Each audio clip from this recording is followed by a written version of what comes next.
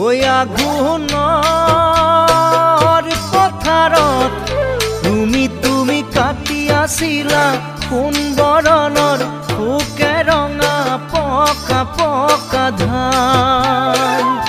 ওই ধাননিৰ লগতে তুমি তোমাৰ জিলিকিছিল তেজে ৰঙা গুলপীয়া গাল।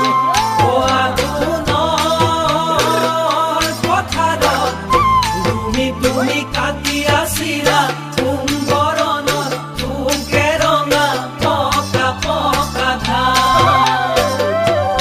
ধাননিৰ লগতে তুমি তোমাৰ জিলিকিছিল তেজে ৰঙা গুলপীয়া গাল। কান্ধতে